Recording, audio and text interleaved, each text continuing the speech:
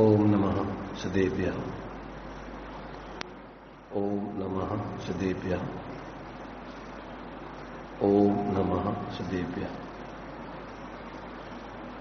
मंगलम भगवान वीरो मंगलम गौतम मुनि मंगलम कुंद कुंदात्यो जैन धर्मोस्तु मंगलम सर्वमंगल मांगल्यम सर्वकल्याणकारकम प्रधानम सर्वधर्माणां जैनम जयतु शासनम जैनम जयतु शासनम वंदितु सर्वसिद्धे दुर्मचलमणोऽवंगदिं पत्ते मोक्षामि समय पावण विनमोसुद केवली भणिदम् नमः समय साराय स्वानुभूत्या चकास्ते चित्स्वभावाय भावाय सर्वे भावान्तरक्षिणे।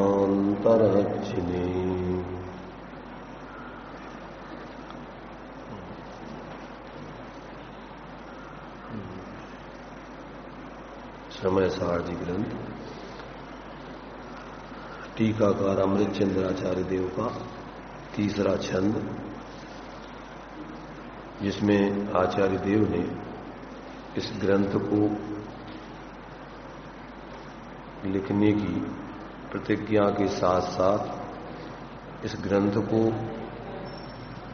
लिखने का फल प्राप्त करने की भावना अपनी व्यक्त की है। तो इसमें आचार्य देव क्या कहते हैं उस बात को यहां पर स्पष्ट किया जाता है। पर परिणति हेतोर मोह नाम नोनुभावा दविरत अनुभाव्य व्याप्ति कलमासिताया मम परम विशुद्धि शुद्ध चिन्मात्र मूर्तिर भवतु समय सार व्याख्यायैवान भूते। क्या कहा इसमें? ऊपर जो दिया है, टीकाकार इस ग्रंथ का व्याख्यान करने का फल चाहते हुए प्रतिज्ञा करते हैं। अब आचार्य देव कहते हैं समय सार व्याख्या एव, अर्थात इस समय सार का अर्थ ये ग्रंथ भी होता है और शुद्धात्मा भी होती है। तो शुद्धात्मा तथा ग्रंथ की व्याख्या अर्थात टीका से ही मेरी अनुभूति की अर्थात अनुभवन रूप परिणति की क्या हो? परम विशुद्धि। परम माने श्रेष्ठ, पूर्ण विशुद्धि यानी समस्त राग आदि विभाव परिणति रहित उत्कृष्ट निर्मलता भवतु।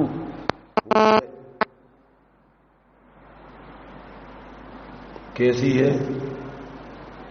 कैसी है यह?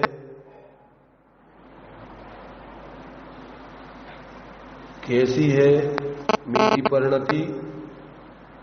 पर परिणति का कारण जो मोह नामक कर्म है उसके अनुभाव अर्थात उदय रूप विपाक से अविरतम अनुभाव्य व्याप्ति कलमासिताया, जो अनुभाव्य अर्थात रागादि परिणामों की व्याप्ति है उससे निरंतर कलमासित अर्थात मेरी है और मैं शुद्ध चिन्मात्र मूर्ति द्रव्य दृष्टि से शुद्ध चैतन्य मात्र मूर्ति हूं।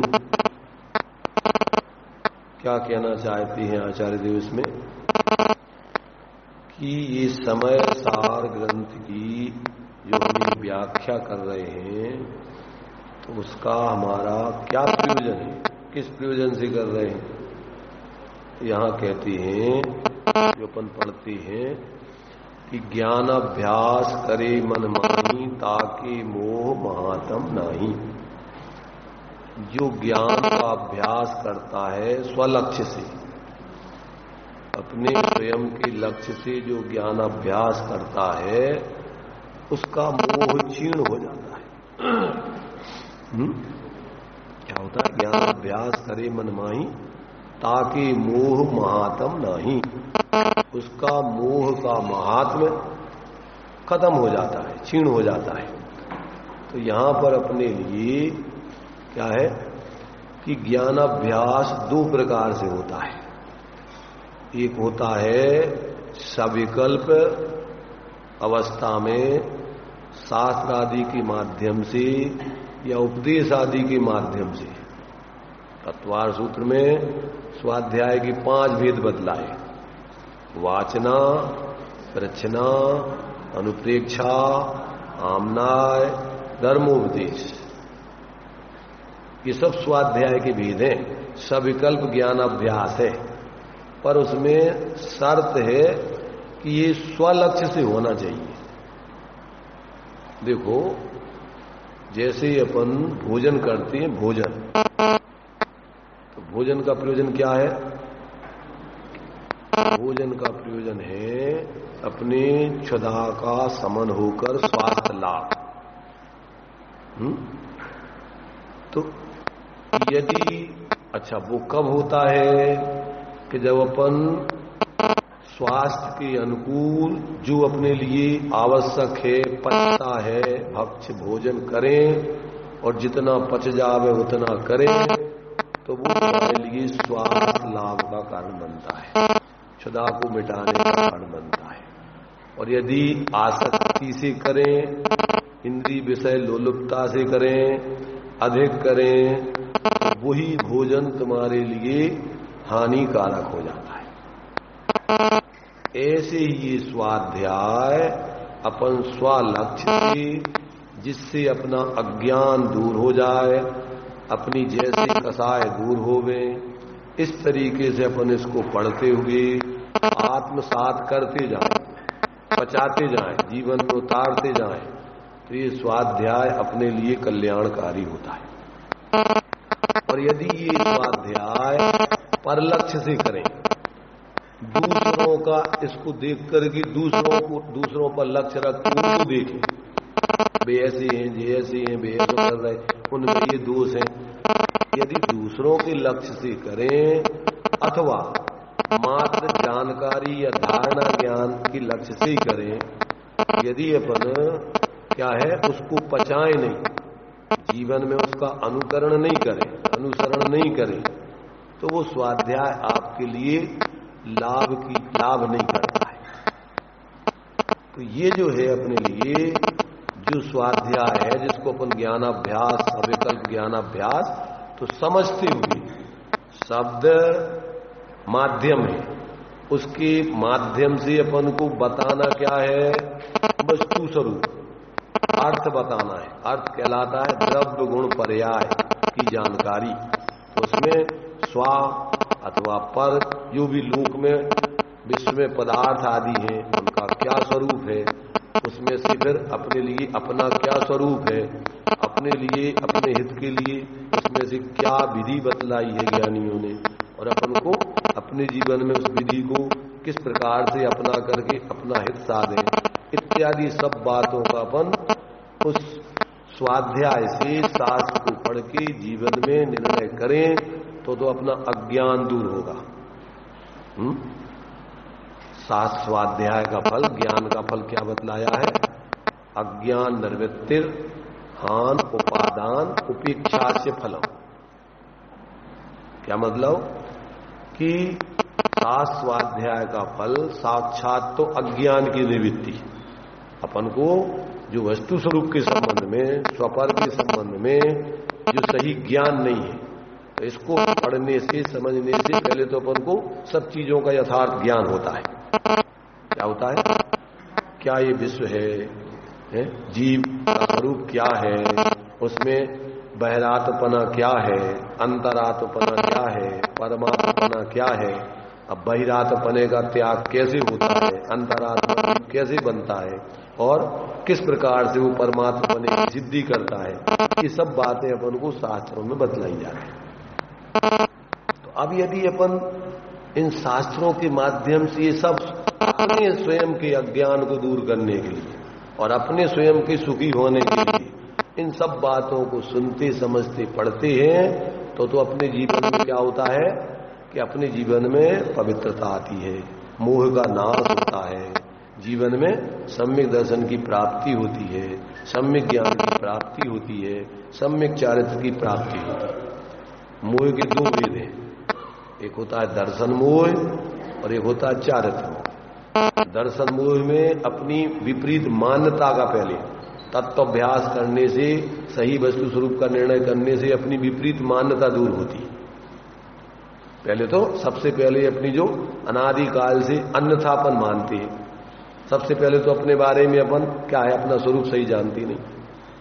अभी तो अनादिकाल से जीव संसार दशा में, अशुद्ध दशा में, संयोगी दशा में पड़ा हुआ है, संयोगों के साथ रह रहा है। अभी इसको अपने मूल स्वरूप का बोध नहीं है। तो इसमें क्या, तो सबसे पहले तो अपन को पहले 6 द्रव्य 7 तत्व आदि का स्वरूप समझना, उसमें से फिर स्वपर का भेद विज्ञान करना, फिर उसमें से अपन को छोड़ने लायक किस प्रकार के भाव हैं वो समझना, और प्रकट करने लायक कौन से भाव हैं, वो किस विधि से प्रकट होंगे, ये सब समझना, ये अपन को शास्त्र स्वाध्याय का प्रयोजन है। और ये नहीं है, और यदि अपन मात्र या तो रूढ़ी से पढ़ते हैं या परलक्ष्य से पढ़ते हैं या औपचारिकता मात्र निभाते हैं, तो उससे अपन को जो लाभ होना चाहिए वो नहीं होता है। लोग में भी अपन को क्या होता है, व्यसन हो गया अपन को भोजन करने का। तो क्या होता है कि भूख हो या ना हो, भोजन बनता है 2 टाइम, जितना 3 टाइम जो भी नाश्ता करता है, भोजन दोपहर में खाता है, शाम को खाता है, जो भी, तो भोजन तैयार हो गया, आ जाओ खा लो, जो बना दिया खा लो। अरे भाई, तुम्हें भोजन तो भूख है कि नहीं, कितनी है, पर तुम्हें क्या पचता है। अब ये अगर नहीं अपन को विवेक है तो भोजन तुम्हें जहर हो जाएगा। वही भोजन तुम्हें अमृत है विवेक पूर्वक करने से, और वही भोजन अजीर्ण का कारण बनकर के जहर बन जाता है। अजीर्णम भोजनम विषम। भोजन को अपन को 5 प्रकार के अभक्ष भोजन बतलाए, तो उसमें से अपन को आचार्य समंतभद्र देव ने रत्नगण श्राप का 4 में श्रावकों को 5 प्रकार का अभक्ष भोजन का स्वरूप बतलाया। तो उसमें सबसे पहले त्रस हिंसा कारक, जिसमें 2 इंद्रिय आदि जीवों की हिंसा होती हो, ऐसे पदार्थ तो श्रावक को खाना ही नहीं चाहिए। क्यों? कि श्रावक त्रस हिंसा का त्याग वृथा था वरना संहार है। एक इंद्रिय आदि जीवों की हिंसा से तो वो बच नहीं पाता है, क्योंकि आरंभ सारंभ व्यापार धंधा बनाना आदि इन सब में वो जीवों की तो माने हिंसा होती है, परंतु वो उसकी असत्य अनुष्ठान जन है। मुनिराज तो सही प्रकार सटकाए के जीवों की हिंसा से विरक्त है। वे तो न त्रस जीवों की हिंसा करते हैं, न स्थावर जीवों की हिंसा करते हैं, न कराते हैं, न करते हुए की अनुमोदना करते हैं। मन से, वचन से, काय से, 9 कोटि से वो इन सबके त्यागी है। कौन? मुनिराज। सटकाय जीव न हनन में सब विद दरब हिंसा करी, और रागादि भाव निवारते भावित न हिंसा अब करी। मैंने अंदर में राग के मोह आदि कसाय के परिणाम नहीं करते वो, इसलिए भाव हिंसा अपनी आत्मा पैदा नहीं होती, और अपनी प्रवृत्ति से अन्य त्रस स्थावर जीवों की हिंसा भी हो, ऐसा कोई भी कृत्य वो न करते हैं, न कराते हैं, न करते होगी अनुमोदन। इसलिए श्रावकों को न बुलाते हैं न भेजते हैं। ये तुम्हारे से ब्रह्मानंद जी थे ना जो, तो वे न प्लेट छपाते थे न सूचना देते कि हम चातुर्मास कर रहे, तुम आओ, जाने के लिए कि तुम जाओ, कुछ नहीं। इसलिए साधु सभी प्रकार से न तो खुद करता है, न कराता है, न करते। आ गए, अब आपकी जिम्मेदारी, आप जानो। क्यों? हाँ, वो भी मतलब उनकी थोड़ी सूक्ष्म सब चीजें, भैया जिनमानी है, ये बेची नहीं जाती। अरे ये तो आत्म कल्याण के लिए छपी है, उपदेश भगवान ने दिया है, तो उसमें कोई उनका कोई लौकिक स्वार्थ थोड़ी। ऐसे ही जो गृहस्थ है वो अपना कोई उसमें लौकिक स्वार्थ अपने भावों से भैया सब लोग समझे, ऐसा अपने उत्साह से छपाते हैं, लोगों को पढ़ने के लिए देते हैं। तो इसलिए उनके भाव बहुत ऊंचे थे, व्यवस्थित थे। ये सारी बातें जब अपने जीवन में समझ में आती हैं तो अपन सब प्रकार से पाप आदि से, आसवों से बचते हैं। क्योंकि निरंतर भावों से आपके क्या हो रहा है, निरंतर कर्मों का आश्रय बंद आदि होता है, और भावों से ही आपके संबंध नजर आदि होते हैं। धर्म भावों से होता है। तो आपके भाव कैसे चल रहे? यदि कसाय के चल रहे, अज्ञान के चल रहे, मिथ्यात्व के चल रहे, तो निरंतर संसार संबंधी कर्मों का आश्रय बंद हो रहा है। अपन बोलते ना, ऐसे मिथ्या ज्ञान चरण वश भ्रमत भरत दुख जन्म मरण ताते इनको तजिए सुजान। तो अब इन मिथ्या दर्शन ज्ञान चारित्र के कारण से जीव दुखी है। तो अपन को उनका स्वरूप कि भैया ये मिथ्यात्व का भाव है, ये आत्मा सब पर द्रव्यों से भिन्न है, किसी का कर्ता धर्ता नहीं है, किसी का स्वामी नहीं है, ये इसकी अपनी स्वतंत्र सत्ता है, और इसका स्वभाव शांत निराकुल रहने का है, निष्कषाय रूप रहने का है, सहज ज्ञाता दृष्टा रहने का है। ये जब अपन को समझ में आता है तो अपने जो कुसंस्कार है, कुटेव है, ये अकेले अपने लिए भगवान के सामने पूजन के समय बोल देने मात्र के लिए नहीं है। पढ़ लेते अपन, राग सहित जग में रुले मिले सरागी देव, भीतराग भेंटो अबे भेंटो राग कुटे। तो क्या मतलब कि अनादिकाल से तो ये जीव क्या होगा इसका? राग माने विकारी परिणाम, मोह और द्वेष उसमें गर्भित है। मोह से, राग से, द्वेष से ये जीव क्या है? संसार में भटक रहा है। राग सहित जग में रुले, और क्या होगा? मिले सरागी देव। और हमारे लिए बाहर में भी जो भगवान नहीं है, ऐसे भगवान सरागी देव, रागी द्वेषी देव, उनकी हमने आराधना करी, ऐसे गुरुओं की आराधना करी, ऐसे ही उनका उपदेश माना। तो गुरु कुदेव, जो कुगुरु कुदेव को धर्म सेव पोसे चिड़ दर्शन मोहे। तो अनादिकाल से हमने अपनी ऐसे कुगुरु कुदेव कुधर्म का सेवन करके अनादिकालीन अपने मिथ्यात्व का पोषण किया। तो राग सहित जग में रुले, एक तो हम अपनी तरफ से गलती करते आए अनादिकाल से, और फिर क्या मिल गए? सरागी देव, देवी देवता, भगवान और गुरु और उपदेशक मिल गए। तो बस उसी से वो पोषण होता रहा। अब क्या हुआ? राग सहित जग में रुले मिले सरागी देव, अब बीतराग भेंट हो। अब बीतराग भगवान से हमारी भेंट हो गई, मिलन हो गया। भेंट माने क्या? अब हमारा भाग खुल गया, प्रभु दरस प्रभु जी की लख लाई। अब भाग्य मेरे उदय आयो, दरस प्रभु जी को लग लाई। अब भगवान बीतराग से हमारा मिलन हो गया। तो अब क्या करना? कि अब उनसे हमें, उनके पास क्या है कि बीतराग भेंटो और मेटो, हमारी जितनी भी खोटी आदतें हैं वे सब समाप्त हो गए, भगवान की भावना है। तो अब भी भगवान तो तुम्हें उपदेश दे करके यही उपदेश दिया उनने। अब अपन को मात्र बोलना नहीं है, उनने जो उनको नहीं सुनाना है, उनकी सुन करके अपने जीवन में सुधार करना है। पूजा में, भक्ति में भगवान ऐसा बोलता है, ये व्यवहार है, समझ रहे ना?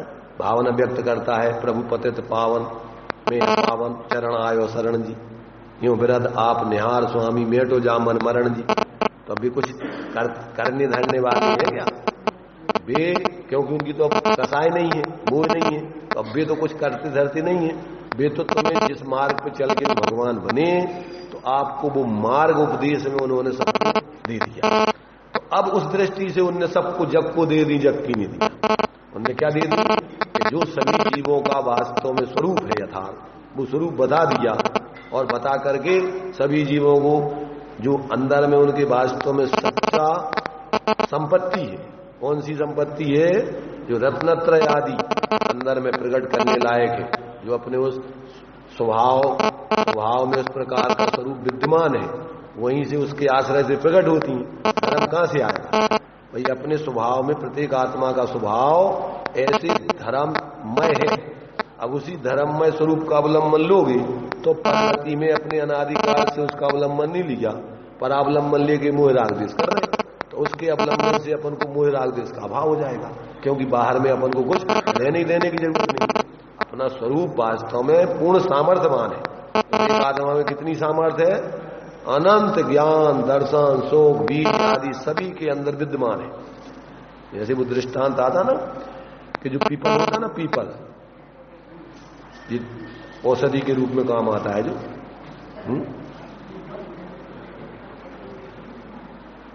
पीपल 3 का त्रिकुटी बंदी ना, वो क्या हाँ क्या हाँ, वो पीस करके उसको बांट करके तो उसको वो 64 पेहरी पीपल बाजार में बिकता है।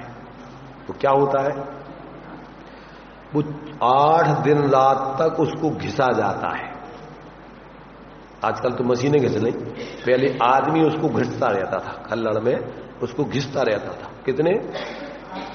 64 पहर, एक पहर 3 घंटे का होता है, तो 8 पहर का 24 घंटे होते हैं, तो 8 अठन्या 64 होते हैं। 8 दिन रात तक उसको लगातार घिसा जाए तो उसमें जो चिरपराहट होती है ना, उसकी पूरी चिरपराहट उसके अंदर में से निकलती है।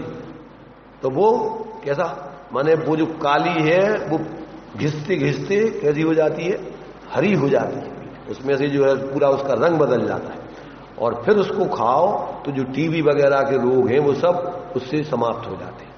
तो जैसे वो उस सामान्य पीपल में वो चिरपराहट उसमें ही शक्ति रूप विद्यमान है, परंतु उसको घिस करके उसमें से वो चिरपराहट प्रकट की जाती है।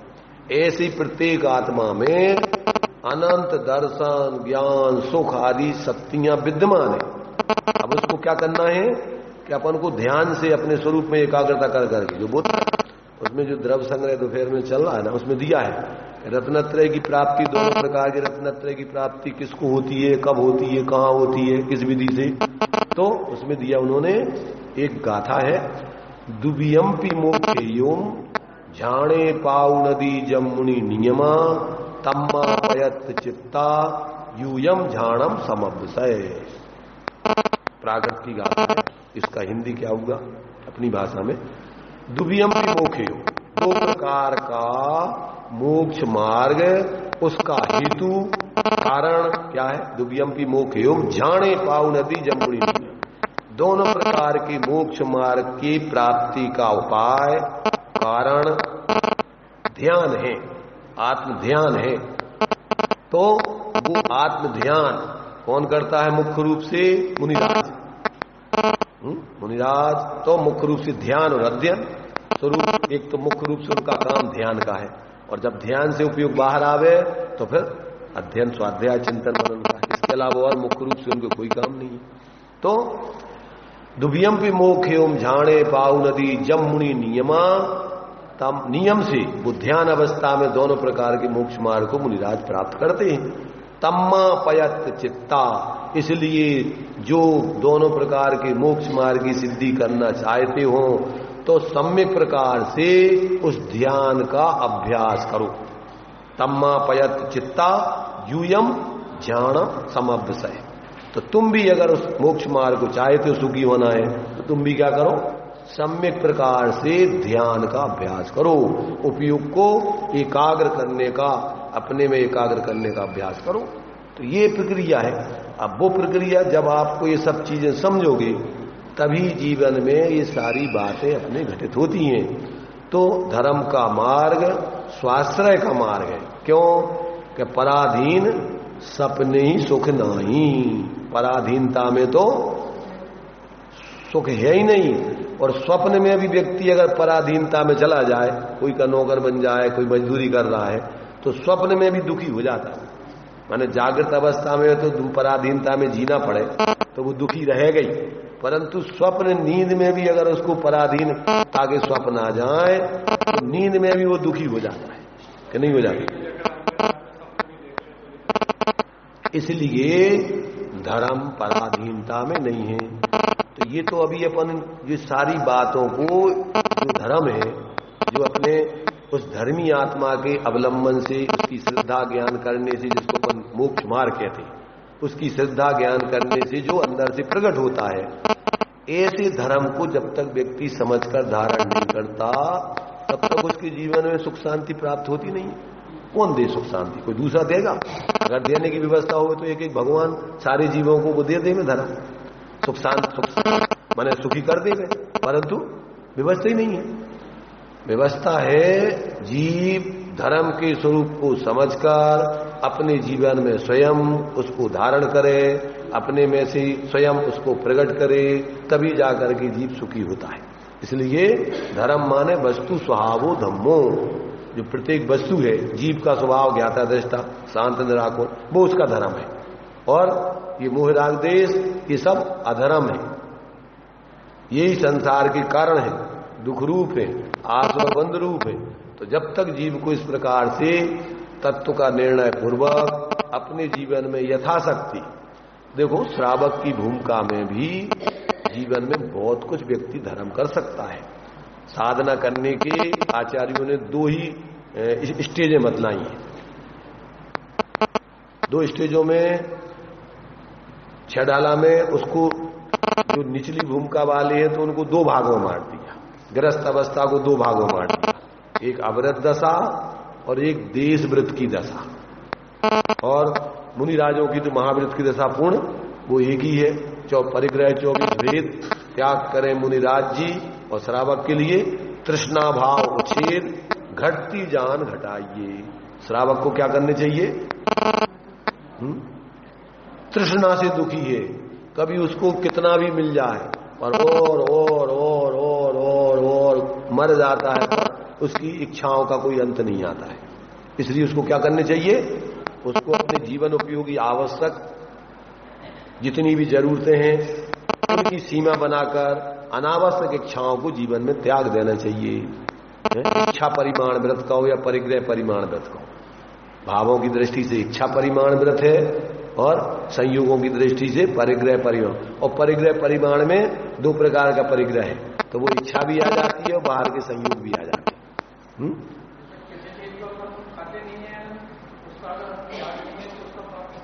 हाँ, वो सब उसमें गर्भित हो जाता है।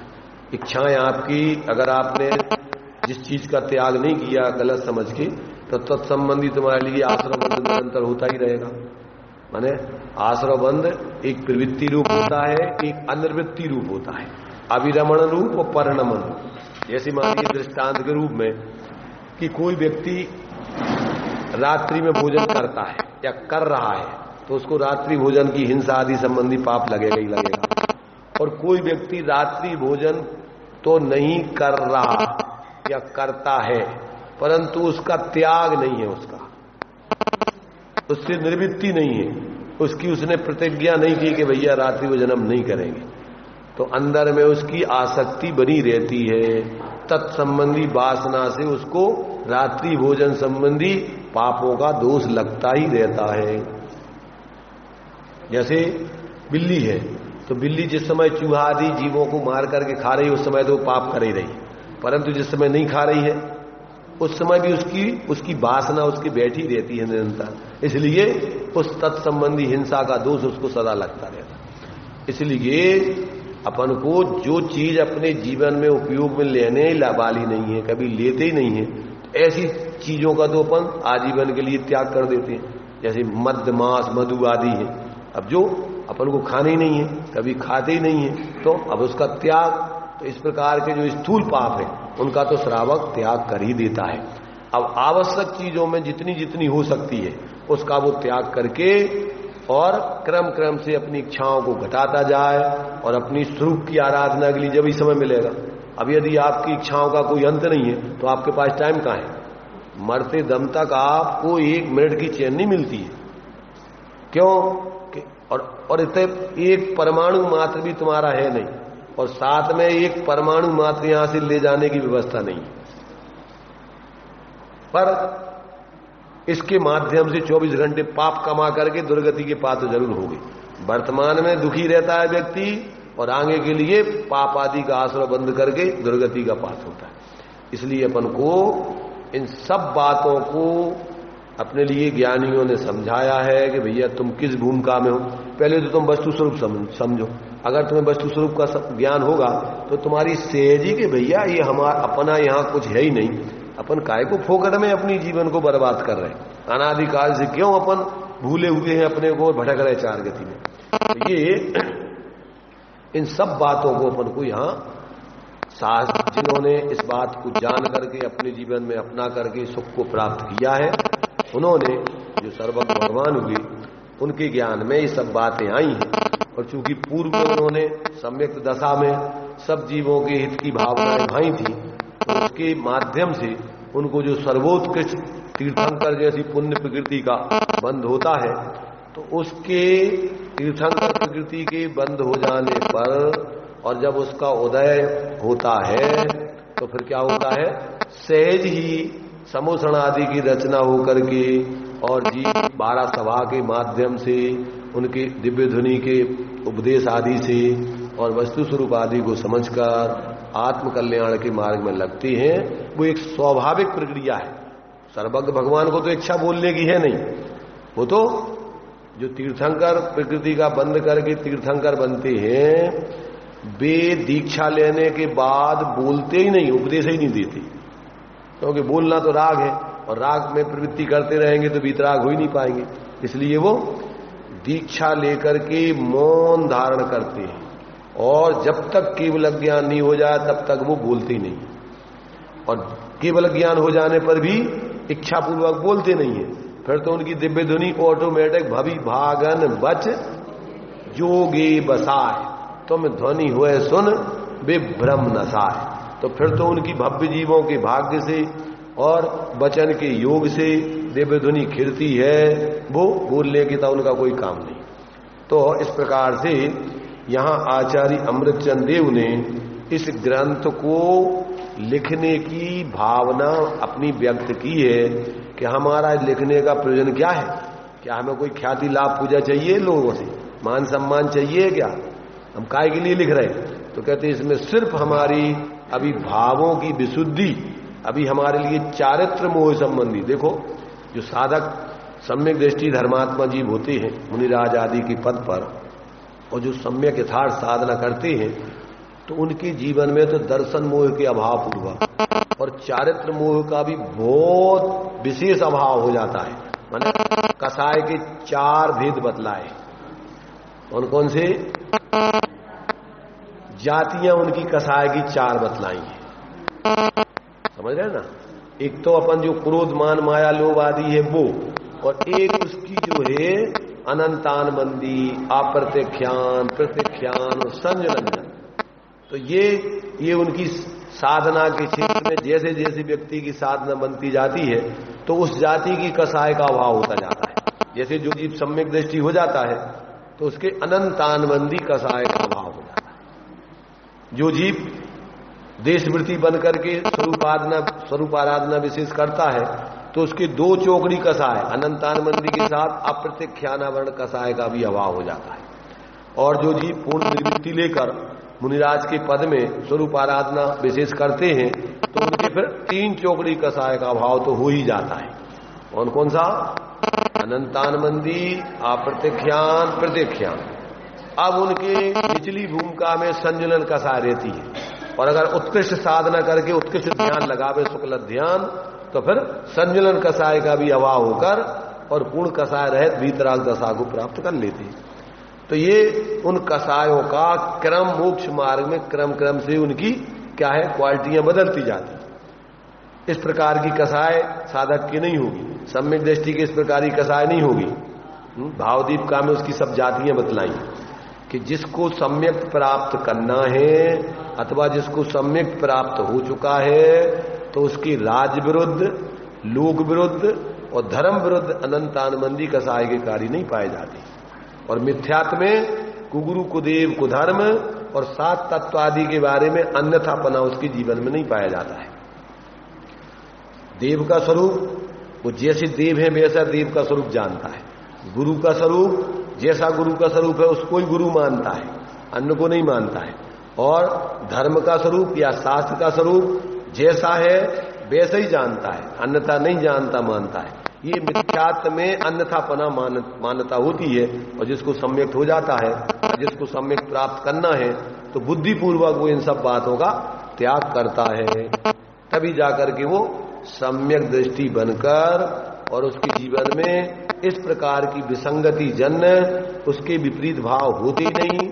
इसलिए अवरत दशा वाला सम्यक दृष्टि भी आयुबंध नहीं होने पर नियम से वो वैमानिक उत्तम देवों में जाकर के मनुष्य त्रियंश उत्तम देवों में ही जाके पैदा होता है। अन्य किसी प्रकार की तो पढ़ते ना 6 डाला में, प्रथम नरगबेन सडभु ज्योतिष बान भवन सण नारी थावर विकल त्रय पशु में नहीं उपजत सम्यक धारी। सम्यक दृष्टि के इस जाति के भाव नहीं होते। आयु बंद हो गया है तो वो प्रथम नरक की बात दी है, और आयु बंद नहीं हुआ है तो नरक में जाते नहीं है। और 3 प्रकार के भवनत्र के आदि नीच माने हीन देवों में पैदा नहीं होता है, देवांगनाओं में पैदा नहीं होता है। और त्रियंश गति में त्रियंश आयु का उसको बंद नहीं होता, त्रियंश आदि गति में जन्म नहीं लेता है। और मनुष्यों में भी माने देव मनुष्य हो सकता है, पर मनुष्य तो जाकर के उत्कृष्ट देव आदि पद को प्राप्त होता है। तो ऐसे उसकी अवरत दशा में भी क्या अभी उसके बाहर में अभी व्रत आदि नहीं ले पाया, लेने की भावना निरंतर चलती है, परंतु अभी किसी परिस्थिति बस जैसे या तो 3 प्रकार की आयु का बंध हो जाए तो व्यक्ति फिर व्रत नहीं ले सकता है। कौन सा? मनुष्य आयु बंध जाए, त्रियंश आयु बंध जाए, नरक आयु बंध जाए तो फिर व्यक्ति व्रती नहीं बन सकता है। अवरत दशा में उसको अपनी साधना सम्यक की साधना कर सकता है, परंतु वो आगे की और आराधना नहीं कर सकता।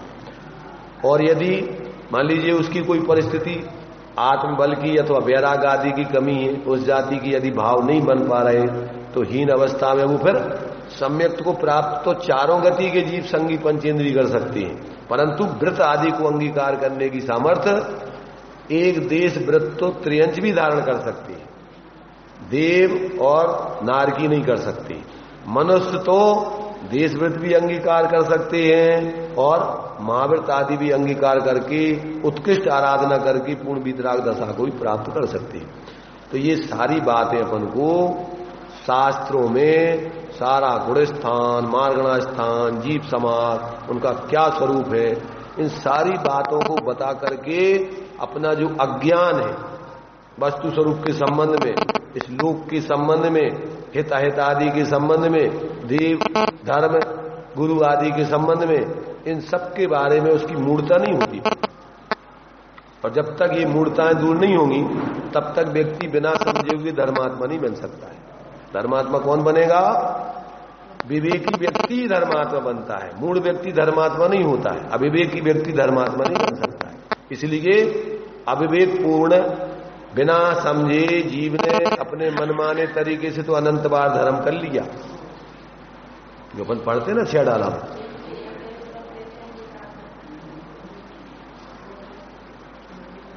एक देश उसकी पर्यायजनित जो भूमिका में जितना कर सकता है, श्रावक जैसे प्रतिमाओं को धारण नहीं करता है, वो बाहर में 30 जीवों की हिंसा आदि, जैसे मान लीजिए शेर वृत्ति हो गया तो क्या करेगा वो? अब किसी जीवों को मार करके नहीं खाएगा, अब वो क्या खाएगा? अब सूखे फल फूल पत्ते आदि जो भी उसके योग होगा वो खाएगा। और अब वो क्या करेगा कि अब उसके किसी प्रकार किसी के प्रति दुर्भाव, जीवों के प्रति मारने की हिंसा की भाव नहीं होगी। पानी आदि पीना है तो उसके लिए वो छन्ना लगा के नहीं पिएगा, क्या करेगा कि वो जो प्रासुक पत्थर से पानी गिर रहा है ऊपर से वो प्रासुक हो जाता, अथवा धूप में जो गर्म हो जाता है, अथवा वो मचा करके मेला करके और उस प्रकार से वो पानी उस प्रकार का पिएगा।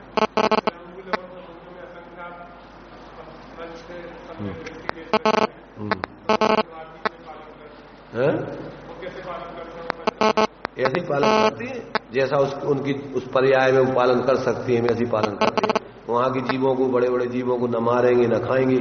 वहां जो माने जैसे मान लीजिए धूप वगैरह होती है या जो उसमें ऊपर जो हो जाती ना वो खाएंगे या मिट्टी आदि खाएंगे, तो उनके योग जो कुछ भी उनके लिए मिलेगा वो खाएंगे। वहां किसी प्रकार से अन्य जीवों की विराधना नहीं करेंगे। और पानी पीने के लिए सामान्य है उस व्यवस्था। इसलिए वो तो जब व्यक्ति के अंदर विवेक जागृत हो जाता है तो उनके लिए पर्याय जनित जितना भी वो कर सकते हैं उतना पालन विवेक पूर्वक करते ही है। और नहीं कर पाते हैं तो उसकी भावना भाते हैं, श्रद्धा रखते हैं कि आगे के लिए अपन को वास्तव में कार्य तो पूरा ऐसे ही करना। तो अपन पढ़ते हैं कि जितने जीवों को इस प्रकार से त्रियंचों को अपन वो एक सियार का पढ़ते हैं, रात्रि पानी का त्याग था उसकी, और वो पानी पीने के लिए बावड़ी में जाता था और वहां अंधेरा दिखता था, ऊपर आ जाता था, फिर ऊपर उजेला दिखता था और नीचे जाता था तो फिर अंधेरा, ऐसे करते करते और उसके प्राणांत हो गए, परंतु उसने अंधेरे में पानी नहीं पिया। तो इस प्रकार के जीव संगी पंचेंद्रिय त्रियंचों में भी अपनी यथाशक्ति वो व्रतों का पालन करते हैं अपनी सामर्थ्य में। तो यहां अपने लिए इन सब बातों को पहले तत्व ज्ञान करके समझें और समझ करके फिर अपने जीवन में यथाशक्ति उसका अनुकरण करें, आचरण करें, तब जाकर के सुखी होते हैं। और बिना समझे हुए जीवन अनंत बार क्या होगा, जो पंचडान पढ़ते, मुनि व्रत धार अनंत बार ग्रीव को उपजायो, पेनिज आत्म ज्ञान बिना सुख लीस न पायो, ताते जिनवर कथित तत्व अभ्यास करीजे, संशय विभ्रम मोह त्याग आपो लग लीजिए। जब तक व्यक्ति को तत्व ज्ञान आगम से तत्व निर्णय नहीं करेगा, भगवान सर्वज्ञ के अलावा कोई बताने वाला नहीं है। इस लोक में जो अमूर्तिक द्रव्य है उनको छदमस्त व्यक्ति कैसे जाने, सूक्ष्म पदार्थ है उनको कैसे जाने, अंतरित पदार्थ है उनको कैसे जाने, सूक्ष्म अंतरित दूरवर्ती पदार्थ है उनको कैसे जाने। तो भगवान सर्वज्ञ अपने केवल ज्ञान में जानते हैं। इसलिए जो सूक्ष्म है, जो छदमस्त व्यक्ति जिसको नहीं देख सकता है, और जो अंतरित है, जो हो चुके हैं, क्या क्या हो चुका अब अनंत काल पहले कौन बताएगा, उसके लिए सर्वज्ञ भगवान बताएंगे। और जो असंख्यात द्वीप हैं, समुद्र हैं, स्वर्ग हैं, नरक हैं, मोक्ष है, कौन बताएगा, सर्वज्ञ भगवान। छदमस्त व्यक्ति कैसे जानेगा। इसलिए इन सब बातों को भगवान सर्वज्ञ की आगम के माध्यम से समझकर फिर आत्महित के लिए जो बातें अपने लिए उपयोगी हैं उस प्रकार से अपने जीवन में श्रद्धा ज्ञान करते हुए और परिवर्तन करेगा तो जीवन में उसके आत्मिक आनंद मोक्ष मार्ग पूर्वक प्रकट होगा और क्रम से फिर उसकी क्या करेगा, वृद्धि करके उसकी पूर्णता करेगा। तो ये स्थितियां अपन को सब इस शास्त्रों के माध्यम से, आगम के माध्यम से ही पहले अपन समझें और फिर अनुभव करके उसको जाने। शास्त्रों में तो जो चीजें लिखी हैं, जो चीज अपन को अपने अनुभव से प्राप्त करना है, अकेले शास्त्र पढ़ते रहने से नहीं होगी। वो चीज कैसे होगी, स्वरूप का अनुभव तो शास्त्र पढ़ते रहने से नहीं होगा। कैसे होगा, वो तो अपने अंतर में एकाग्र होकर के ध्यान लगाने से प्रकट होगा।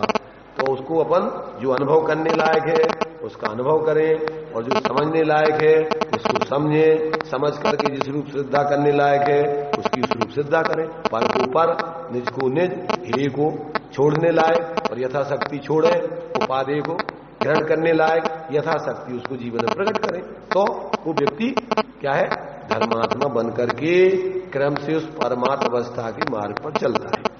तो यहां पर अब देखो आचार्य अमृतचंद देव ने इस तीसरे श्लोक में क्या भावना व्यक्त की। इस समय सार अर्थात ये ग्रंथ है जिसमें शुद्धात्मा का मुख्य रूप से निरूपण बताया है, जिसके अवलंबन से जीव धर्मात्मा बनता है। इसकी व्याख्या करने से मेरी अनुभूति की अर्थात अनुभवन रूप परिणति की परम विशुद्धि अर्थात समस्त रागादि विभाव परिणति रहित उत्कृष्ट निर्मलता हो। कैसी है यह मेरी परिणति, पर परिणति का कारण जो मोह नामक कर्म है उसके अनुभाव अर्थात उदय रूप विपाक से क्या हो रहा है, जो अनुभाव्य यानी रागादि परिणामों की व्याप्ति उससे निरंतर कलमासित अर्थात मेली मलिन हो रही है। और मैं स्वभाव से कैसा हूं, शुद्ध चैतन्य मात्र मूर्ति हूं। मुझे पता है कि मेरा मूल स्वरूप तो ऐसा है, परंतु अभी परिणति में अभी मूल स्वरूप का पूर्ण एकाग्रता पूर्वक अवलंबन नहीं हुआ है। उसका अवलंबन करके दर्शन मोह का अभाव किया है और चारित्र मोह का भी बहुत अभाव किया है, परंतु अभी संजनन कसाय जन्य अभी हमारी परिणति में मलिनता चल रही है। तो अब वो भी हम नहीं चाहते। ऐसी भावना को रख करके अब ये शास्त्र सविकल्प ज्ञान का अभ्यास, अब ध्यान में एकाग्रता हो जाती तब तो उनको शास्त्र लिखने की जरूरत नहीं थी। अगर वो शुक्ल ध्यान पर आरूढ़ हो जाते तो अंतर्भूत में केवल ज्ञान हो जाता। जो शुक्ल ध्यान के 4 वेद बतलाए हैं तो उनमें पृथक वितर्क विचार, एकत्र वितर्क अविचार और सूक्ष्म क्रिया प्रतिपाती और व्यूपरत क्रिया निर्मित। तो इन 2 प्रकार के ध्यानों से तो केवल ज्ञान की प्राप्ति होने का कारण है, श्रेणी चढ़ने का कारण है, श्रेणी चढ़ करके मोह को नाश करने का कारण है। और दूसरा और तीसरा शुक्ल ध्यान तो 13वें गुण स्थान में और 14वें गुण स्थान में होता है। कौन सा? सूक्ष्म क्रिया प्रतिपाद। 13वें गुण स्थान के अंत में जो योगों की सूक्ष्म क्रिया चल रही है उसका भी प्रतिपाद माने अभाव हो जाता है, क्रम से गिरने लगती है। और फिर व्यूपरत क्रिया निर्वृत्ति 13वें गुण स्थान का अंत और 14वें गुण स्थान का प्रारंभ, जहां संपूर्ण योगों का अभाव हो जाता है। व्यूपरत क्रिया निर्वृत्ति, संपूर्ण क्रियाओं से निर्वृत्ति, और फिर जीव मोक्ष का पात्र हो जाता है। तो अब जब तक वो स्थिति नहीं बनी है तब तक निचली भूमिका में एकमात्र निर्विकल्प और सविकल्प धर्म ध्यान करना ही साधकों के लिए उपयोगी है। तो सविकल्प धर्म ध्यान क्या कहलाता है? धर्म ध्यान के अपन ने 4 भेद तत्वार सूत्र में पढ़े होंगे। कौन कौन से? आज्ञा, अपाय, विपाक, संस्थान, विषया।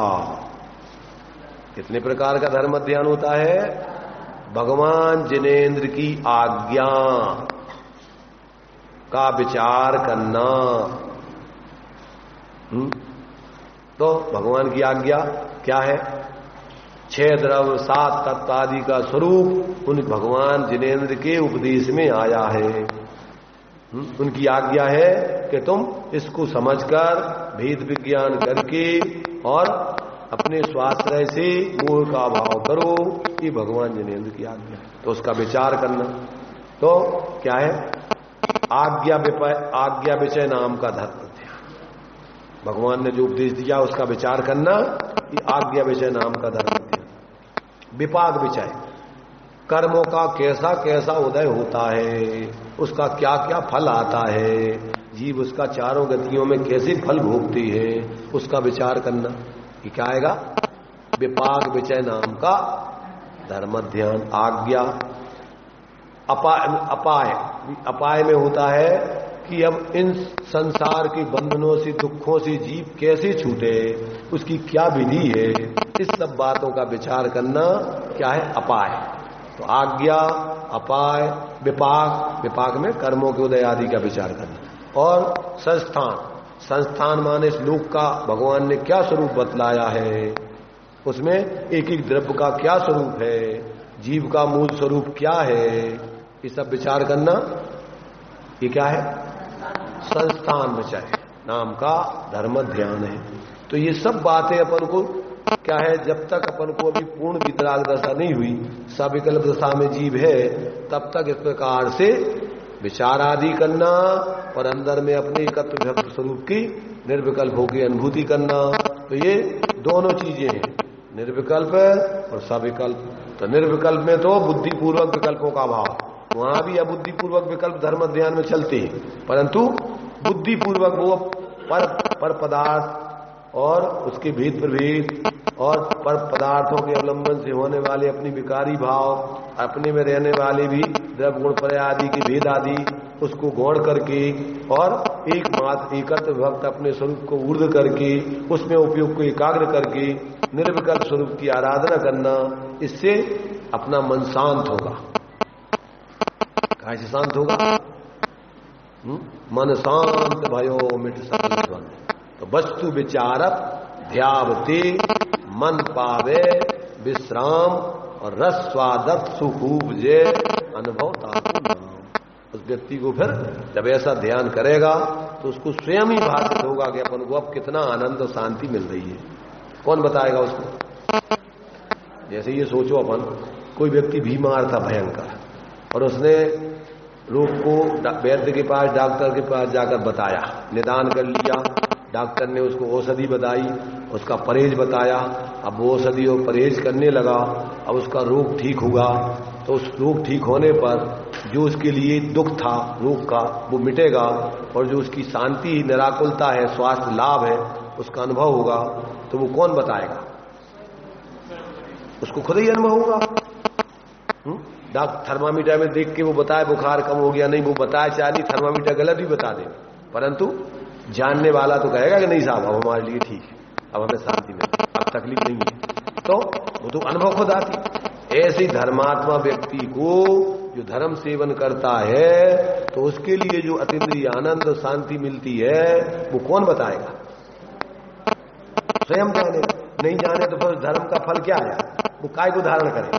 अगर उसका फल शांति ना मिले, निराकुलता ना मिले, अतीन्द्रिय आनंद ना मिले, तो काय के लिए वो धर्म को धारण करेगा? इसलिए आचार्य देव कह रहे कि भैया अब हमने मिथ्यात्व का नाश कर दिया, अनंतानंद दिया, प्रत्यख्यान आदि कसाय तो हमारी क्षीण हो गई, उसका अभाव है, परंतु अभी संजलन कसाय जन अभी कलुषता हमारे चल रही है। अब उसको भी हम धीरे धीरे खत्म करने की भावना है। तो उसमें अब हम शुद्ध आत्मा के लक्ष्य से, उसकी आराधना विचार आदि से अब वो भी हमारी दूर हो जाए और परम विशुद्धि हो गई। शुद्धि तो चल रही है, कौन सी विशुद्धि की भावना है उनकी?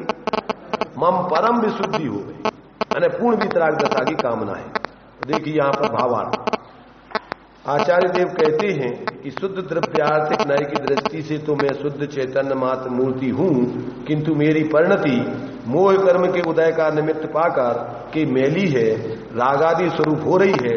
इसलिए शुद्ध आत्मा की कथनी रूप इस समय सार ग्रंथ की टीका करने का फल यह चाहता हूं कि मेरी परिणति रागादि रहित होकर शुद्ध होवे, मेरे शुद्ध स्वरूप की प्राप्ति होवे, मैं दूसरा कुछ भी ख्याति लाभ पूजा देख नहीं चाहता हूं। क्या डाला काम में लगा ना? जो ख्याति लाभ पूजा दी चाय धर करे विविध विध देहदार, सब लगा लेना। अकेला तपस्या नहीं लगाना, त्याग नहीं लगाना, इसको ऐसा भी लगा लो। जो ख्याति लाभ पूजा दी चाय धर करे विविध स्वाध्याय। इस स्वाध्याय भी अगर तुम काय के लिए कर रहे, अगर कोई लौकिक प्रयोजनार्थ, मान सम्मान, ख्याति पूजा लाभ, समाज में प्रतिष्ठा, तो ये भी क्या है? ये तुम्हारा कल्याण नहीं कर पाएगा। अगर तुम अपने स्वयं के अज्ञान को दूर करने के लिए और मोहादिक को छीण करने के लिए, इसका प्रत्यक्ष फल तो अज्ञान निवारण है और क्रम से परंपरा फल रागातिक की हानि और वीतरागता की प्राप्ति, माने आश्रय बंध का अभाव, संबंध आदि का पैदा होना, और फिर मोक्ष दशा में माध्यस्थ दशा, मोक्ष हो जाने पर तो कुछ ग्रहण करने का और त्याग करने का भाव खत्म। कहां तक है? साधक दशा में ग्रहण त्याग होता है कि भैया अपन को अब ये छोड़ने लायक रह गया, इतना छूट गया, इतना हुआ, तो ग्रहण त्याग साधक दशा में, और साधक दशा में फिर माध्यस्थ, उसमें कोई न ग्रहण न त्याग, परम अतीन्द्रिय आनंद भोगते। तो इस प्रकार आचार्य देव ने उस परम विशुद्धि की कामना करते हुए इस शास्त्र की रचना करने का फल प्राप्त करने की भावना व्यक्त की।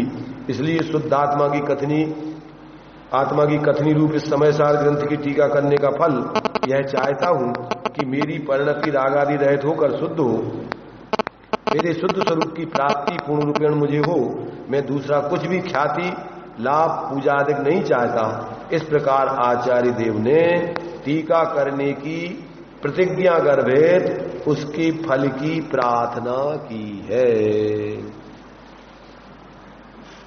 देखो भाई, अपन लोग जो इतने यहां पर बैठे हुए हैं, पहली चीज तो महाभाग्य से अपन को ये सुनने समझने के लिए अवसर आता है।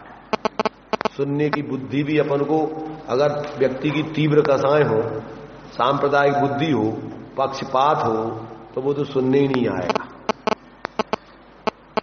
सुनने कौन आएगा? जिसकी कसाएं मंद हो, आत्महित करना चाहते हो और सांप्रदायिक बुद्धि नहीं हो, तो आप सत्य बात को सुनने आओगे। और जिसकी पक्षपातपूर्ण दृष्टि है और परिणति तीव्र कसाय में हो रही है, तो वो तो दूसरे की सुनते ही नहीं है, वो अपनी सुनाता है। तीव्र कसाई व्यक्ति क्या करता है? वो दूसरों की नहीं सुनता है, वो तो अपनी अपनी सुनाता है दूसरों को। तो ये स्थिति अपन को परिणामों की विशुद्धि होने पर ही देशना लब्धि को प्राप्त, अपन को पहले जो प्राप्ति होती है सुनने समझने का अवसर। अब इसमें फिर अपन समझ करके प्रयोग करें, इसमें समझे कि हाँ ये वास्तव में अपने हित की बात है और इसको अपन को इस प्रकार से अपने जीवन में जितना जितना अपन इस अहित के कार्य है उसको अपन छोड़ें और जिसमें हित है उसको अपन जीवन में अपनावे, तो फिर वो प्रयोग करें। और प्रयोग करके वो अंतर में अपने जब इस प्रकार की विशुद्धता बनेगी तो अपने में स्वभाव का धीरे धीरे उसको प्रकटपना अपनी पर्याय में होने लगेगा। उसको अंदर से आत्मा की शांति निराकुलता जो स्वभाव है वो अनुभव में आएगा। तो उसको फिर लगेगा कि हाँ वास्तव में यही कार्य अपन को करने लायक है, पूर्ण रूपेण करने लायक है। ऐसा आचार्य देव ने यहां आत्माराधना तो वे उत्कृष्ट रूप से कर ही रहे हैं, परंतु अभी जितनी और उनकी कचास है, जो कमजोरी है, अभी संजुलन कसायजन अस्थिरता है, उसको भी वो अपने स्वाध्याय और ये ध्यान आदि के बल से उसका भाव करना चाहते।